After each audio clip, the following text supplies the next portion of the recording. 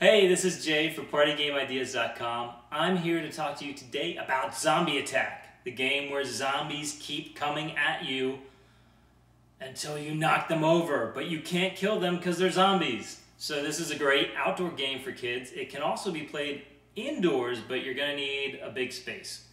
Now, let's first talk about how the game is played. You need to set up a playing field. I don't know if you can see this. It's a 6 by 10 foot grid. So basically you can do 1 foot by 1 foot blocks, and you'll need 6 columns, and 10 rows. Now zombies are going to move forward by 1 space per point, or backwards by 1 space per point per turn. Now the kids are going to throw from a throwing line to try and hit the zombies, which start far away, but as they approach, they get closer. So it gets a little bit more exciting as the zombies attack, and they come at you all the time because zombies are relentless. And then the kids will get excited as they try and stop the zombies from coming so that they can win. The first team that has a zombie cross the finish line loses. So we don't want to have the zombies cross the finish line. Now, to create your zombies, you can get a Pepsi bottle, Coke bottle, water bottle, juice bottle, attack a visual of a zombie, or you can maybe find a bunch of zombies. I've attached a nasty looking teddy bear on mine to get started. Now, you can set that up and you'll be setting it on the playing field. I'll put that over there. And you're going to need 6 zombies. You're also going to need 3 bean bags, which you will throw at the zombies. Now, the goal is that the kids want to be able to hit the zombies and knock them over, which will send them backwards. And when you send them backwards, they can move back 1, 2, or 3 spaces. Now, if they're already at the starting line, they can't go further back than the starting line, so they would remain where they are. If a child misses the zombies, then the zombies can advance 1, 2, or 3 spaces. So each player, as each member of the team comes up, they want to hit the zombies that are the closest to send them backwards and keep the zombies at bay. Now, there is a little trickery in this. If you hit your own zombies, they go backwards. If you hit your opponent's zombies, they can be moved forward on that turn. So remember that.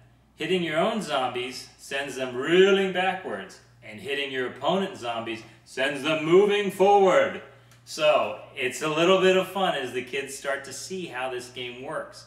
You can play this as one-on-one game, or you can play this as teams. It's a great relay game. It keeps all the kids actively involved.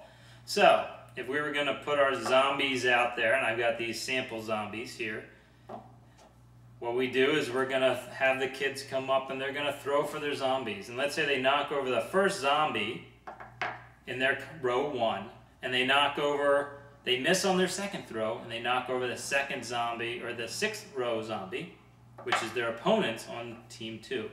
Now you're going to need some sort of way to handle how the zombies are scored. Now you could have a hat with numbers in. You'd need 6 numbers, 1 for every row, and then you're going to need 3 chips or balls or whatever with number 1. You're going to need 2 with the number 2, and you'll need 1 for number 3.